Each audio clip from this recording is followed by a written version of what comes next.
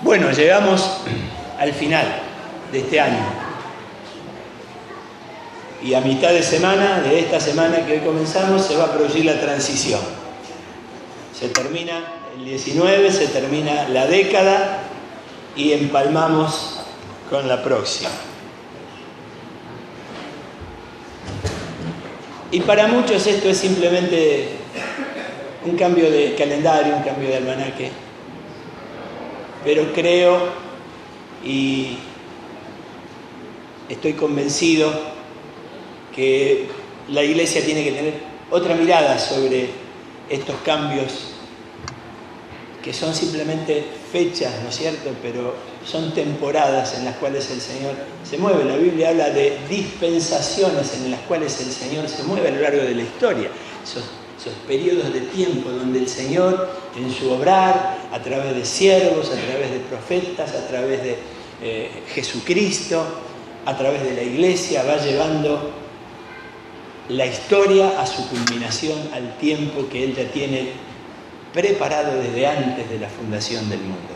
A Dios no lo sorprendió nada, no lo sorprendió ni la caída de Adán y Eva, no lo sorprende los imperios, no, Dios es el Señor y está por encima de todo.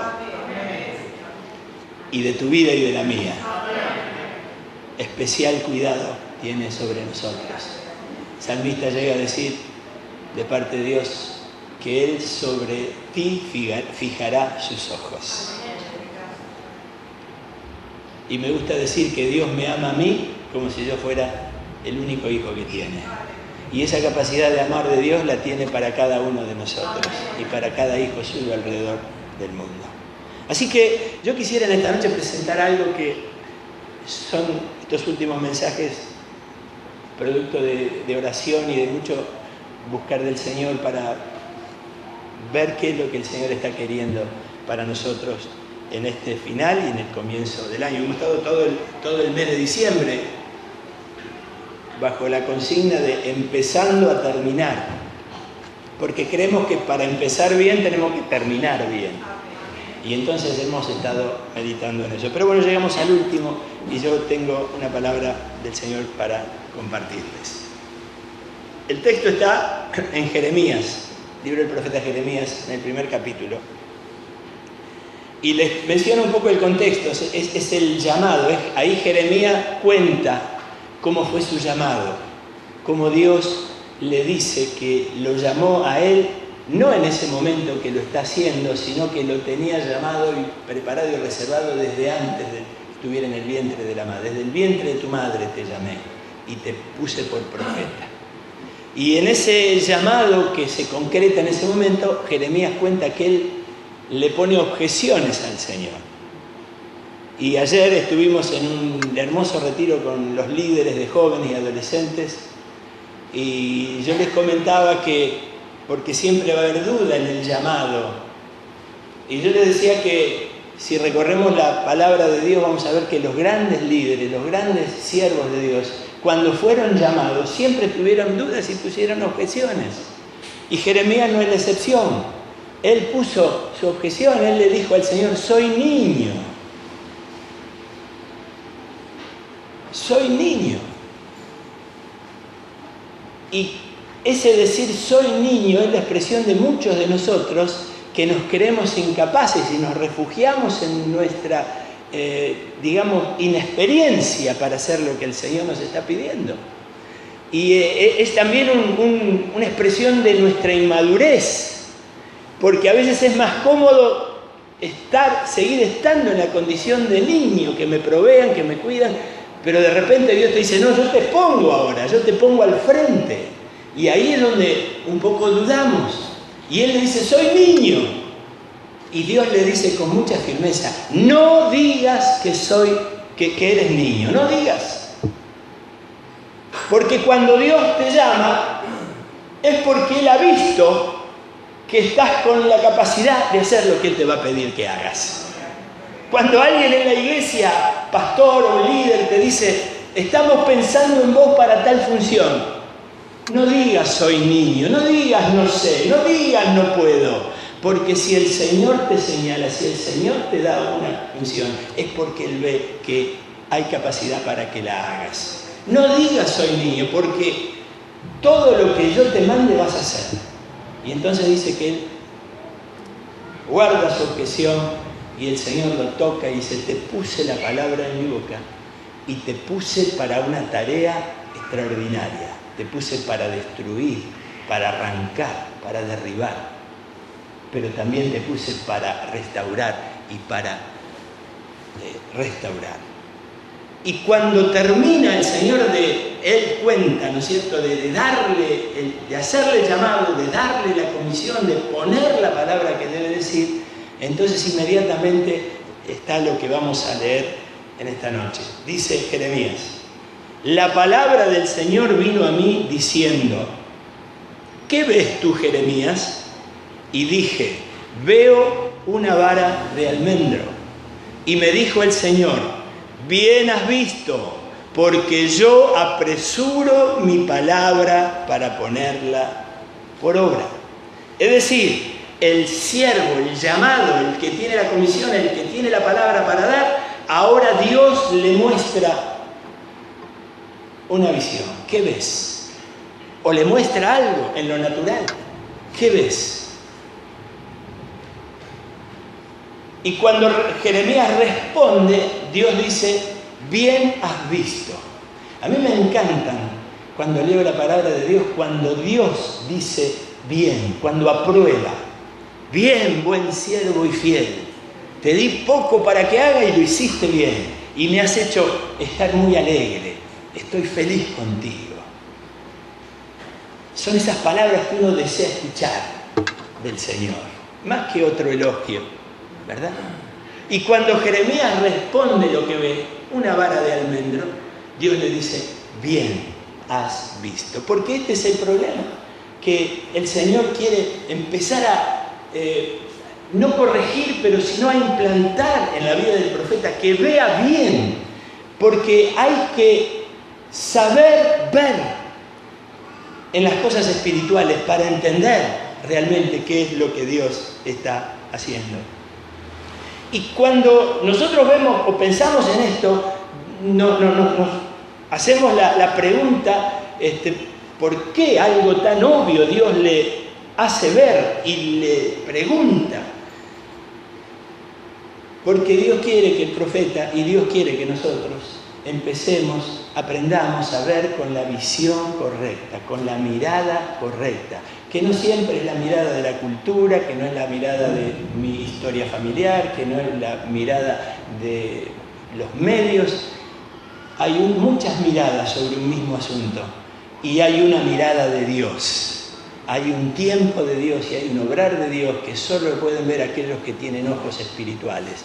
Cosas que ojo natural no vio, ni oído humano oyó, son las que Dios tiene preparadas para los que le aman.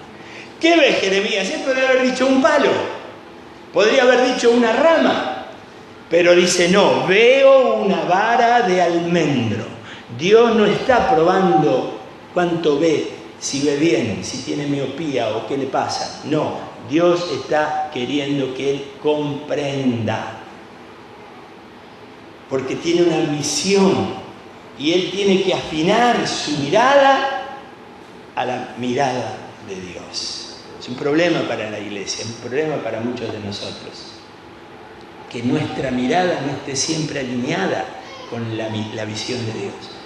Y la visión de Dios no siempre se revela así fácilmente, hay que buscarla, hay que en oración, hay que renunciar a mi propia mirada, porque yo no quiero concluir, no quiero comprender las realidades según mi propio parecer, sino con la mirada de Dios. Pero uno se pregunta, ¿qué tiene que ver el almendro? ¿No es cierto? ¿Por qué una vara de almendro? Y acá una breve explicación para que entendamos.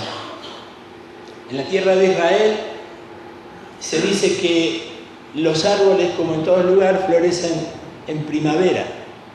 Pero el almendro se lo llama el vigía, porque es el primero de los árboles que florece antes de dar hojas. Florece una flor muy bella, rosa, blanca, clarita. Y entonces, en el idioma, en el hebreo, Dios hace como un juego no de palabras, sino con el sonido de las palabras. Porque almendro en hebreo se dice shaket. Y apresurar, se dice shoket. Entonces fíjense que Dios está mostrando al primer árbol que florece. Cuando es tiempo de florecer, cuando ya el tiempo de florecer ha llegado, el primero que se apura a florecer, a dar el puntapié inicial, está ahí esperando el tiempo y florece, es el almendro.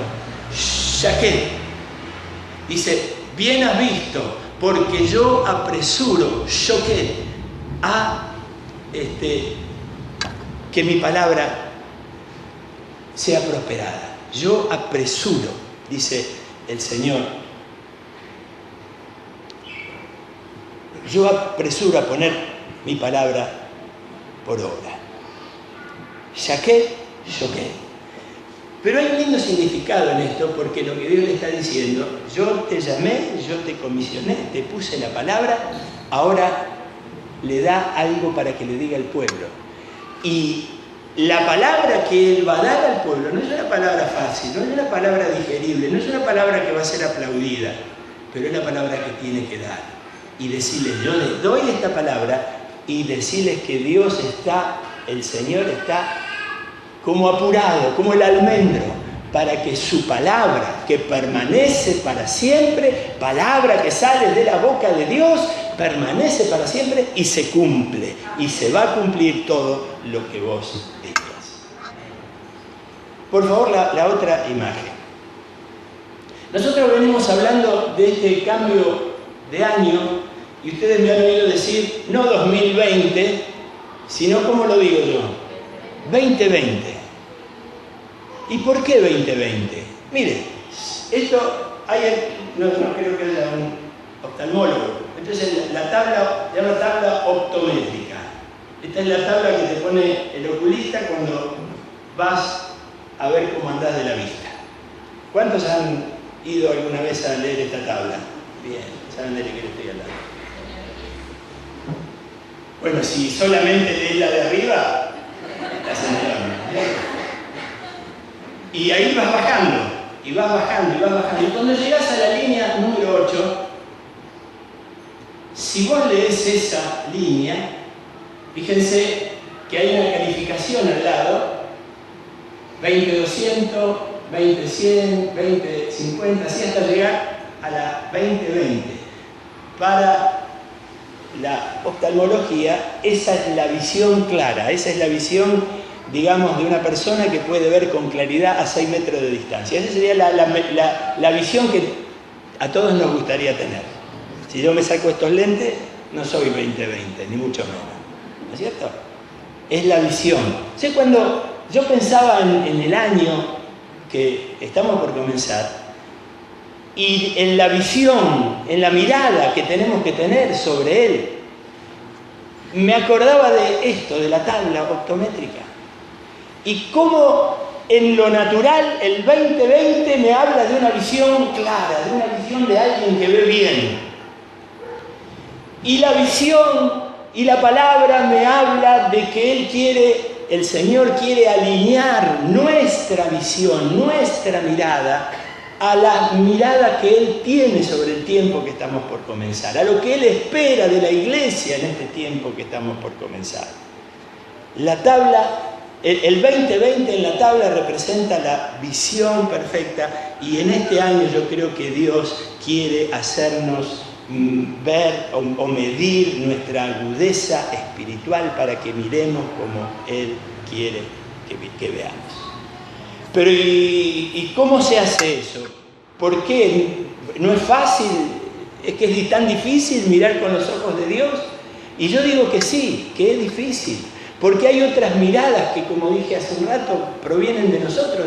A veces miramos la realidad y el futuro con los ojos del pasado. ¿No es cierto? Y nos quedamos mirando que todo tiempo pasado fue mejor. Y el pasado siempre tiene la mirada sobre el pasado siempre nos hace idealizar cosas que no fueron tan así como, y terminamos contándonos aventuras que nunca sucedieron. La mirada del pasado no te sirve para mirar lo que Dios quiere hacer de acá en adelante. O los ojos de aquel que dice, yo la tengo clara, yo sé cómo son las cosas. La mirada del soberbio, la mirada de aquel que se la sabe toda. O los ojos del dolor, los ojos de aquel que ha sufrido tanto. Fíjense qué año que han tenido Lucy y Jorge. ¿No es cierto? Duro, difícil. Y eso puede hacerles pensar en un año difícil o pensar que el dolor que han sufrido es un dolor que va a permanecer en el año que viene. Pero a ellos, como a nosotros, el Señor nos quiere hacer ver con ojos de esperanza el tiempo que tenemos por delante. Podemos verlo también con una percepción propia. Cada uno tiene su mirada, su criterio. Todo es tal cual el color del cristal con el cual se mire. ¿Leyó ese versículo bíblico? No lo leyó porque no está en la Biblia, tiene razón, muy bien. Y los ojos de mi percepción, vieron que hoy se dice que si una persona se cree mujer, ustedes me ven a mi mujer, pero yo me percibo, ustedes me ven hombre, perdón, ustedes me ven hombre, pero yo me percibo mujer, ya está, voy al registro civil y me dan un documento de mujer. Así es, la percepción. Evidentemente, esa percepción de esa persona que se percibe mujer es una percepción distorsionada de la realidad, no es la real. Pero a veces esa distorsión, sin llegar a tal extremo, hace que nosotros veamos el presente y veamos el futuro con una percepción totalmente errada, y eso nos va a conducir a errores y a fracasos. Y cuando lo pensaba en esto me acordaba del pastor de la iglesia de la Odisea. ¿Se acuerdan? La Odisea, capítulo 3 de Apocalipsis. El Señor Jesús le manda una carta y le dice, yo conozco tus obras. Vos no sos ni frío ni caliente, sos tibio y te voy a vomitar de mi boca si seguís así. Ahora, evidentemente, esta persona, este pastor o esta iglesia, porque esa es la iglesia, se percibía que estaba en una situación agradable delante de Dios, que estaba haciendo lo correcto. Sin embargo, para Dios era una tibieza que era digna del vómito. Y le agrega y le dice, tú dices, porque él se percibía así, tú dices que soy rico, me he a mí mismo enriquecido y no tengo necesidad de nada. Pero ahora esa percepción que él tiene se contrasta con la mirada de Dios. Y Dios no quiere mandar juicio sobre esa iglesia. Él quiere que se alinee la mirada que tienen, distorsionada, errada, con lo que Dios ve. ¿Y qué es lo que Dios ve? No sabes que tú eres un desventurado, miserable, pobre, ciego y desnudo. ¿Cómo puede haber tanta diferencia en una mirada y en otra? Es que sí, mis hermanos, porque no podemos confiar en lo que nosotros, nuestra propia percepción, lo que nosotros nos creemos. No podemos confiar y siempre tenemos que estar frente al espejo de la palabra, frente al espejo de un hermano al cual poder hablar, poder confesar, poder rendir cuentas, porque si no vamos a errarle al vizcachazo. Y Dios le dice, por tanto, porque estás mirando cualquier cosa, yo te aconsejo que de mí compres oro refinado. Él se dice rico, pero no tiene nada. Y Dios le dice, comprá oro refinado en fuego, que es fe. La fe es como el oro, se prueba. Y la única riqueza a Dios, la única forma de agradar a Dios es con la fe. Para que seas rico y vestiduras blancas para vestirte y para que escuche esto, porque es para temblar, para temer delante de la santidad de Dios. Vestiduras blancas para que no se descubra la vergüenza de tu desnudez. ¿Cuántos saben que a veces hacemos el ridículo andando y haciendo y hablando y haciendo cosas sin darnos cuenta de lo que estamos haciendo? Y que somos una vergüenza a veces, queriendo y pretendiendo ser lo que no somos. Unge, además, dice, tus ojos con colirio para que veas de verdad. Es una mirada de nuestra percepción. Va a ser difícil que podamos comprender los tiempos y la mirada de Dios sobre nosotros de esa manera. O cuando Jesús se enfrenta a aquellos que siempre están hostigándolo y les dice, porque Él está trayendo un nuevo tiempo al mundo, el reino de los cielos ha invadido la tierra en la persona del Rey. Y ahí están los religiosos, los fariseos, los sacerdotes que se supone que son entendidos de las cosas de Dios, de las cosas espirituales, que tienen la palabra, que la estudian y no entienden el tiempo que están viviendo. Y dice el Señor, ustedes son unos hipócritas, porque ustedes ven, como vimos esta tarde, que se venía negro y dicen, va a llover seguro. O dice, sopla cierto viento y dicen, va a hacer calor. Pero dice, no entienden el tiempo que están viviendo, no entienden lo que está pasando en el nivel espiritual, no entienden que el Rey de los cielos está acá entre ustedes, que un nuevo tiempo, que la ley ahora sí va a ser cumplida por Él y que Él va a ser además la puerta de gracia que Dios quiere abrir para librar del juicio a los hombres. ¿Y cómo hacemos para corregir esta visión, mis hermanos? Yo asumo que todos queremos tener la visión clara. Yo asumo que todos quisiéramos entender qué es lo que Dios tiene para este tiempo, para nosotros, en lo personal, en lo familiar y para la iglesia. Asumo que es así. Dígame si no. ¿Querés tener una visión clara, sí o no? Isaías, otro profeta, que tiene una revelación de Dios y palabra de Dios. Y sale a dar la palabra de Dios, que no es palabra fácil tampoco.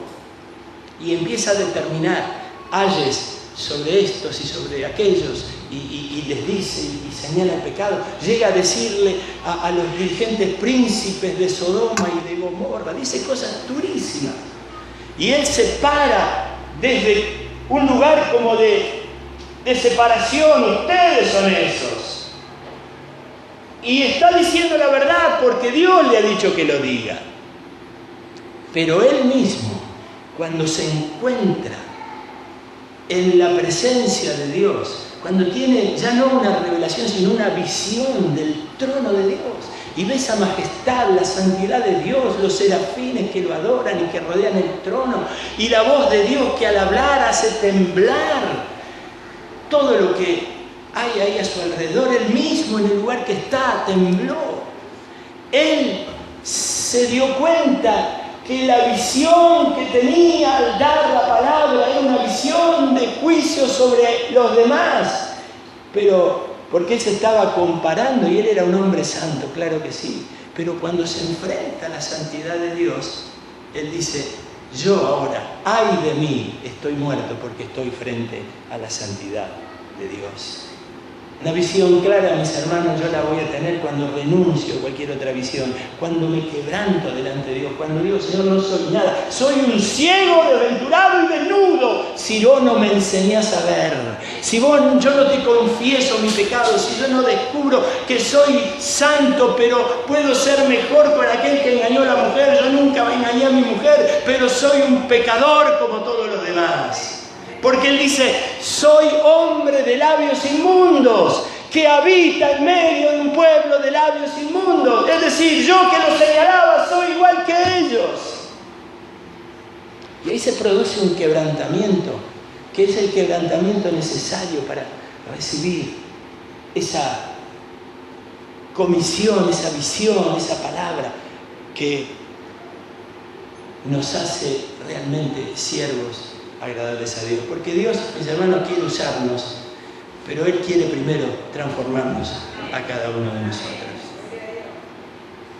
Y cuando Él se siente así, viene el Señor y repara esa situación, le quita ese sentido de culpa, porque dice que en esa visión viene un serafín con una tenaza, con un carbón ardiendo y toca sus labios y dice, ahora ya está. Esta brasa ha tocado tus labios, tu maldad ha sido quitada, tu culpa ha sido perdonada. Dios no le dice, bueno, está bien, vos sos el pastor, vos sos el líder, una canita en vos, tanto que trabajás para vos, para la iglesia, para mí, bueno, una cosita, vos te la perdono. ¿Cuántos saben que eso no funciona con Dios? Al contrario, al que más se le da, más se le va a demandar. Y cuando esto sucede, cuando el profeta se quebranta frente a la santidad, tiene conciencia, visión real de su presencia, de su persona, el Señor lo sana con su brasa purificadora, le quita la culpa, le da el perdón y él siente eso que solamente puede experimentar aquel que ha sido perdonado su falta y su pecado.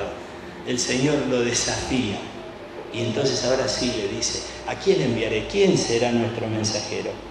Y ahí él, sin ningún complejo, sin nada que lo detenga, dice, yo, Señor, envíame a mí. Y ahí le da la visión, una visión, una dirección que es distinta a la que traía y empieza y le dice, andá y decile a este pueblo lo que yo te mando. Y ahí entonces él comienza su segunda etapa. Solo cuando estamos acostumbrados a estar tiempo en la presencia del Señor, a buscar, a confesar nuestro pecado, a reconocernos que no podemos cometer el pecado más común que cometemos los cristianos, que es compararnos unos con otros,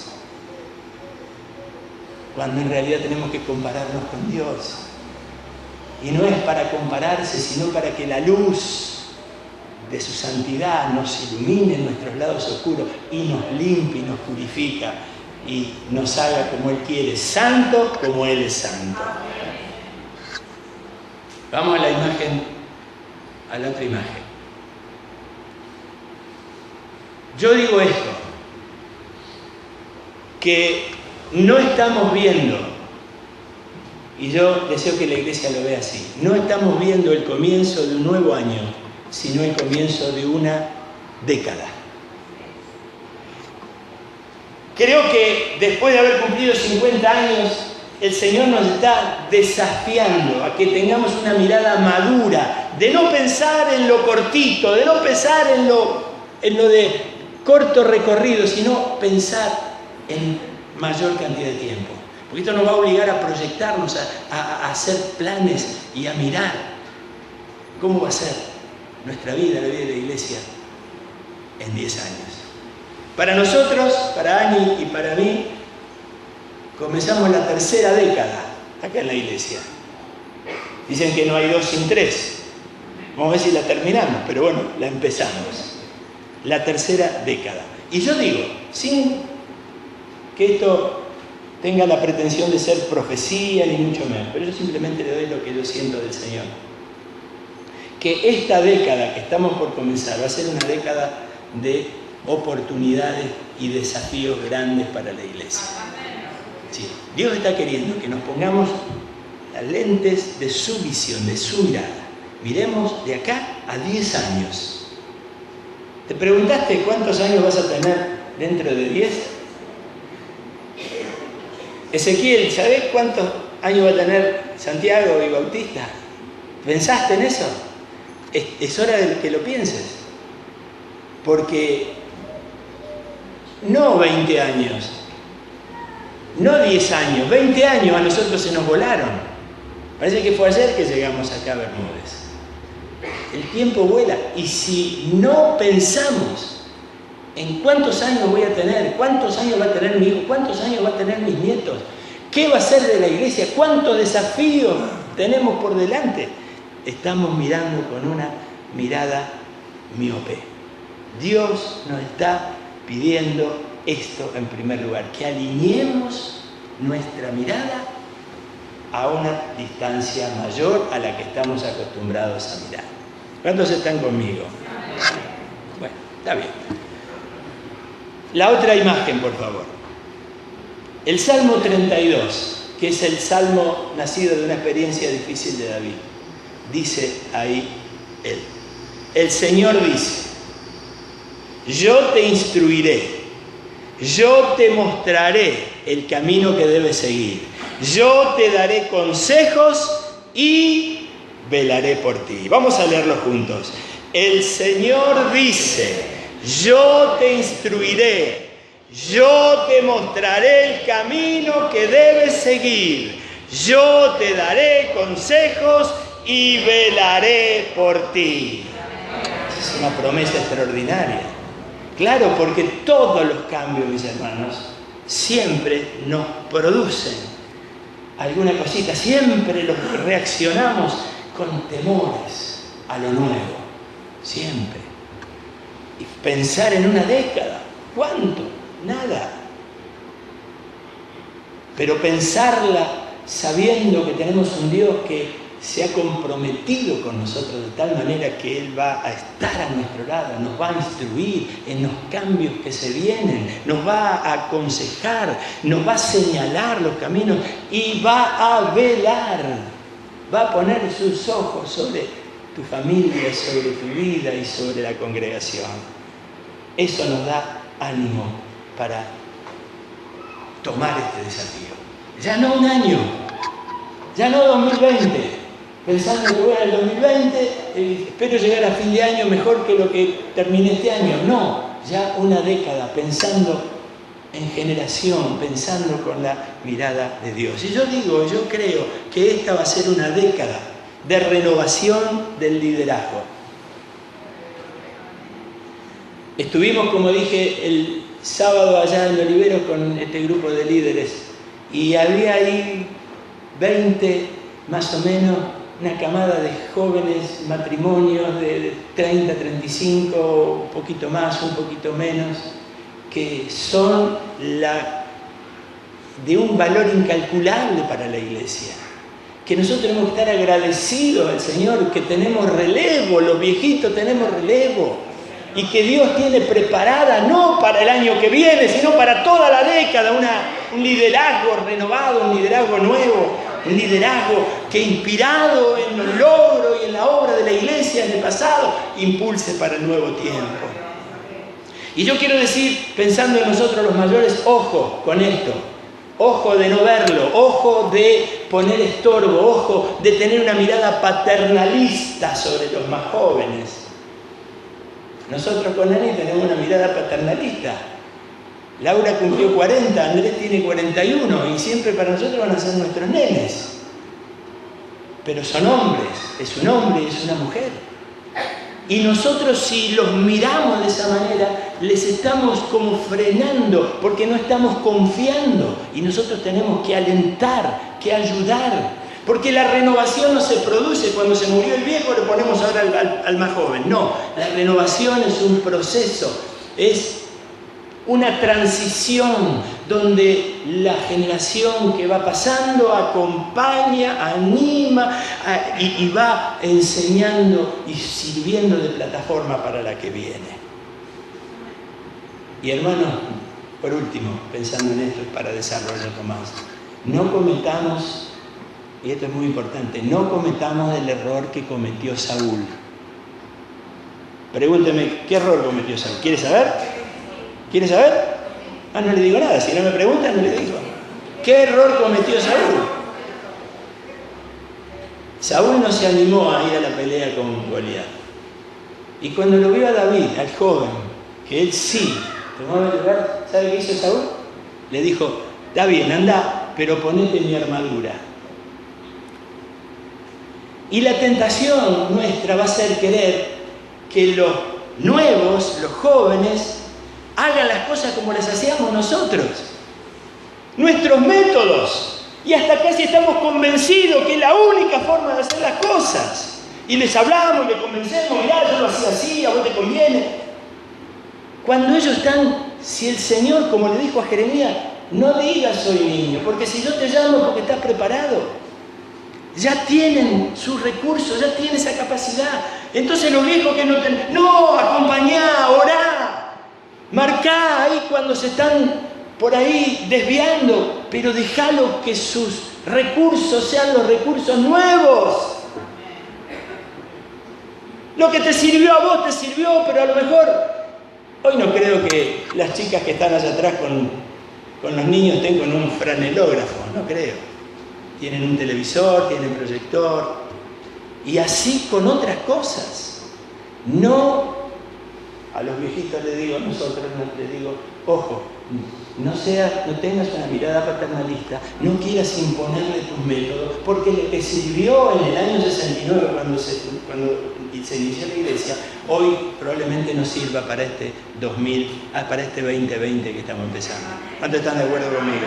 Ojo con eso, pero la generación nueva, nosotros en lo que estamos en la palestra está en nosotros identificarlos, animarlos y decirles como Pablo a Timoteo, nadie tenga en poco tu juventud, pero ojo, sé ejemplo en conducta, en fe, en palabra, en pureza, sé ejemplo, pero ahí confío en vos, confiamos en vos, la iglesia confía en vos y por eso te da el ministerio. Va a ser una década de avance sobre sueños que vienen postergados. Tenemos pendiente extendernos a la cochera. Con esa fe no vamos a ir a ningún lado.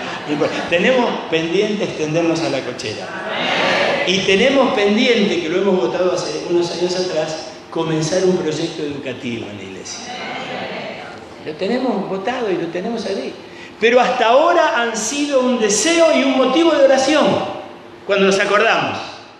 Pero creo que esta década va a ser el tiempo donde empecemos a movernos en fe, elaborando planes y estrategias para alcanzar esos sueños que tenemos y esos deseos que tenemos del Señor. Entonces, fíjate cómo el Señor nos quiere poner los lentes de la década, mirar más allá y empezar a movernos en fe. Una década, y con esto termino, donde el protagonista no va a ser un gran pastor, no va a ser un grupo de pastores, el protagonista va a ser el cuerpo, la congregación. Y donde están en el cuerpo los pastores, los líderes y cada uno de ustedes en el mismo cuerpo reunido, cuya cabeza es Jesucristo. Y acá te pido la otra imagen, que es la imagen que nos va a acompañar en nuestras redes y que vamos a tener como cada domingo para acordarnos. 2020, el año del cuerpo, cada casa. ¿Cuántos tienen casa de los que están acá? Levanten la mano. Casa y alquilen, viven en algún lado, a eso me refiero. Cada casa un foco de luz. Jesús dijo, yo soy la luz del mundo, dijo Jesús. Pero Él dijo, ustedes son la luz del mundo. Porque nosotros tenemos a Cristo adentro, la luz del mundo, y Él espera que nosotros irradiemos su luz para que otros lo conozcan. Y con eso, y el texto que está allí es un texto que está en el libro de los Hechos, que resume la acción de Pablo en esa ciudad y de la iglesia en esa ciudad. Y dice que Pablo hacía cosas extraordinarias y de ahí se relatan. Y el resultado del obrar de la iglesia, dice, hacía que el nombre del Señor fuera magnificado y, como dice allí, así crecía y prevalecía el nombre del pastor. No, el nombre de la iglesia no, así crecía y prevalecía la palabra de Dios. La palabra de Dios tiene que prevalecer, tiene que ser la motivación de nuestras acciones, tiene que ser la guía de nuestros pensamientos, tiene que ser aquello que nos determine aún qué sentimos, qué vemos, qué no vemos, qué hablamos, qué no hablamos, dónde vamos o dónde no vamos. La palabra de Dios. Y tiene que crecer, tiene que cambiar, por lo menos en nosotros, en la congregación, una cultura que quiere avanzarnos, pero nosotros no somos de esta cultura, nosotros somos la cultura del reino de Dios, cuya constitución es la palabra de Dios que todos tenemos. Es tiempo de tomarnos en serio, esto lo hablábamos el jueves, en serio, nuestro lugar en el cuerpo. Algunos pueden estar cómodos en ser cristianos que vienen los domingos a recibir, a escuchar, a alabar, a dar su ofrenda y ya está. Pero eso no es tomarse en serio las cosas del Señor. Las cosas del Señor requieren de nosotros otro tipo de compromiso, otro tipo de acción, otro tipo de entrega. otro tipo de disponibilidad para el Señor y para la iglesia. Tomarnos en serio nuestro lugar en el cuerpo es dejar de pensar que somos la última Coca-Cola del desierto. Que somos, si yo me fuera de esta iglesia no sé dónde andaría. Si yo no orara, por favor, somos parte de algo que es más grande que nosotros. Somos importantes, como mi mano es importante en mi cuerpo, pero el cuerpo es lo importante, porque el cuerpo tiene una cabeza y esa es Jesucristo. No hay lugar para llenarlo sectario, mis hermanos. Diga conmigo, somos cuerpo. Diga conmigo, somos cuerpo. Y esta tiene que ser una consigna que nos penetre. No una declaración teológica, porque lo leí en 1 Corintios. No. Somos cuerpo, porque vivo mi relación con mis hermanos como cuerpo. Esta es mi mano derecha. Pero ¿qué pasa si esta mano derecha, como mis nietitas aparecieron un día con las uñas pintadas, no sé con qué pintura, pero había como bolitas ahí arriba, una cosa espectacular, y tuviera como una compañera que yo tenía en el trabajo 5 anillos en cada dedo, y esta mano dijera, miren qué lindas las uñas, los anillos, y entonces yo un día le dijera, pará, alcanzame la comida, la boca le dijera, alcanzame la comida porque necesito comer. No, yo estoy para otra cosa, yo estoy para mostrarme lo que soy, para exhibirme. Tal vez le parezca a usted un ejemplo medio como que no es tan efectivo, pero déjeme decirle que si le causa gracia, esa es la actitud de muchos a veces en la iglesia. Ellos están para otra cosa. Pero en el cuerpo, esta mano podría desmerecer esta otra, porque yo con esta mano hago todo, escribo, agarro las cosas. La izquierda me sirve menos, pero ¿qué haría yo sin mi mano izquierda? ¿Qué haría yo sin cada uno de ustedes? ¿Qué harían ustedes sin mí? ¿Qué harían ustedes sin el que tienen al lado? Sentirse cuerpo es eso. Yo pertenezco, yo soy importante para Dios, claro, pero hay algo más importante que yo, que es el cuerpo, que es la iglesia, y es el Señor el que nos dirige. Tomarnos en serio asumiendo mayores compromisos, como dije, teniendo, mire, esto es importante, teniendo una visión pastoral del trabajo que hago. ¿Qué hago? Están cuidando chiquitos atrás, están enseñando la palabra. Yo digo, están pastoreando niños. Estoy con jóvenes, estoy con adolescentes, no los estás entreteniendo, y eso hablábamos ayer en el retiro. No vamos a entretenerlo. Nosotros le estamos pastoreando, le estamos transmitiendo fe, le estamos transmitiendo palabra, y los vamos a entretener, vamos a hacer salida, vamos a ir al cine, vamos a jugar al fútbol, pero lo primero es lo primero, y eso es una tarea pastoral. Cuando nosotros no vemos el trabajo que hacemos como algo pastoral, nosotros mismos estamos desmereciendo lo que Dios puso en nuestras manos. El cuerpo tiene que hacer la obra de evangelismo en la iglesia.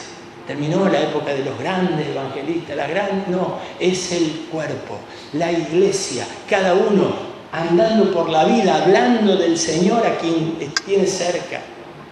Anoche tuvimos un lindo momento en la casa de un hermano, es un hermano nuevito, pero todavía ni se bautizó, pero ha entendido tan bien las cosas del Señor.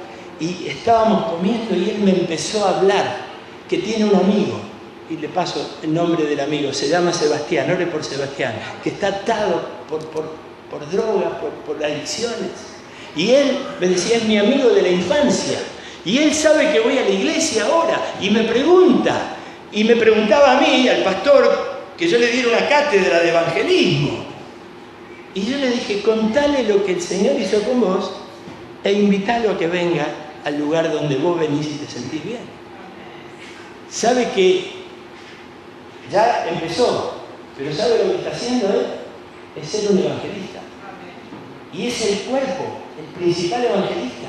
La palabra va a prevalecer y va a crecer cuando todos nos animemos a contar lo que Dios hizo en mi vida, a tener amor por aquel que está con un problema, que está lejos de la bendición, y saltar todo cerco de riesgo, de vergüenza y todo lo que pueda frenarnos y hablarle del Dios amoroso que tenemos. Y quiero hacer un párrafo especial a esto. El año del cuerpo significa que vamos a, y este es el desafío, no solo para la década, para este año, de abrir más hogares, más casas de bendición. La iglesia tiene preparado un matrimonio para coordinar y dirigir esto, pero tenemos un puñadito, un grupito de casas. Y comprometerse con el Señor es decir, Señor, yo ofrendo mi casa 1 hora, 1 hora y media por semana, para que pueda venir alguien que tal vez le cueste venir a la iglesia, y ahí oramos, le contamos de la palabra y le hablamos del Señor. Así que este es un desafío en el cual vamos a insistir a lo largo del año. Ofrezca tu casa. La primera bendición se llama casa de bendición, no porque es bendición para los vecinos, que lo es. Es casa de bendición porque tu casa se va a transformar en una bendición. Porque como la barca de Pedro se ofreció para que Jesús allí predicara y después fue llena de peces, así lo mismo el Señor va a bendecir tu casa. ¿Cuánto dicen amén? Así que yo te desafío a que estés orando por esto en este final del año.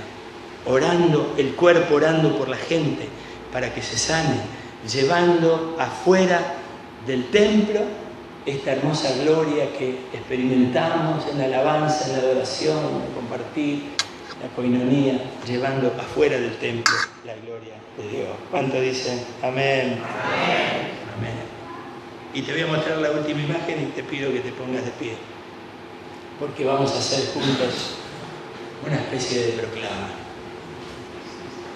La última imagen muestra los años que han pasado, que desemboca en la década que ha pasado, que se está esfumando, y el desemboque en el 2020. Es el año del cuerpo. Y yo te voy a invitar que vos digas conmigo, empezando por lo primero. Porque queremos ponernos de acuerdo. Si no te interesa, no lo digas, esto no. Pero si vos realmente decís amén a la palabra, como has dicho, la palabra que hemos recibido, querés alinearte a la visión de Dios, querés tener una mirada, una proyección de década, y querés que los sueños se cumplan, y querés que la iglesia crezca, y que muchos a través del ministerio de esta congregación lleguen al Señor, nos tenemos que poner de acuerdo en proclamar estas cosas que están allí. ¿Lo hacemos? Pero con muy fuerte, con decisión, como tomándonos en serio, porque a veces hasta ni nos tomamos en serio cuando se nos pide que digamos algo. A veces ni cantamos con ganas, pero estamos siendo desafiados por el Señor a cosas mayores. Y aquí el Espíritu de Dios nos dice, pongámonos de acuerdo en proclamar que este año va a ser el año del cuerpo y que lo vamos a vivir de esta manera. ¿Cómo? Obediente a sus mandamientos, la obediencia a la palabra de Dios, la obediencia es la clave. Ya hemos predicado en estos domingos acerca de eso, es la clave de la bendición para tu vida.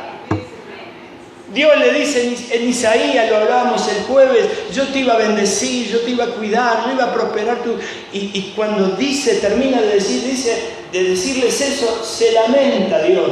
Y dice, oh, si me hubieras escuchado. Porque toda esa bendición que Dios estaba dispuesto a darla, ellos la rechazaron y cosecharon calamidades. La obediencia a su palabra, la obediencia al ministerio, la obediencia. Creer en Dios y estarán seguros. Creer en sus profetas y serán prosperados. Obedecer a vuestros pastores. La obediencia no es un valor muy apreciado, pero para Dios es fundamental.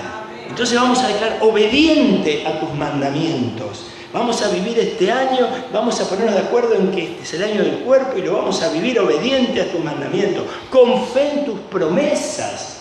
Cada palabra que sale de la boca de Dios es sí y amén. Dios no cambia, en Él no hay cambio ni sombra de variación. Y Él va a terminar lo que empezó con tu vida y con la mía, a pesar tuyo y a pesar mío. con fe en sus promesas, lo vamos a vivir sirviendo fielmente, fiel y lealmente a la iglesia. Con tristeza voy a decir esto, pero escucho hermanos que no hablan bien de la iglesia por ahí, o que hablan mal de algún hermano por ahí, o que valoran otros lugares más que la suya, su casa, por ahí. Ni hablar del pastor, pero no importa, eso no importa.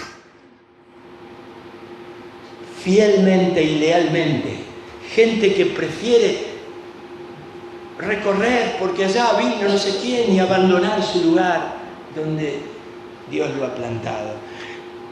Me comprometo a vivir este año del cuerpo sirviendo fiel y lealmente al Señor y fundamentalmente vivirlo unidos como un cuerpo. Eso es lo que somos, cuerpo. Ninguno de nosotros es nada sin el otro. Así por lo menos dice la palabra del Señor. ¿Lo repetimos juntos? Con voz fuerte. Como queriendo convencer al Señor que voy a hacer mi mejor intento para que esto sea así. Entonces, me comprometo. Nos ponemos de acuerdo en proclamar que este será el año del cuerpo y lo viviremos ahora juntos. Obediente a sus mandamientos, con fe en sus promesas, sirviendo fielmente y unidos como un cuerpo. Dale gloria al Señor.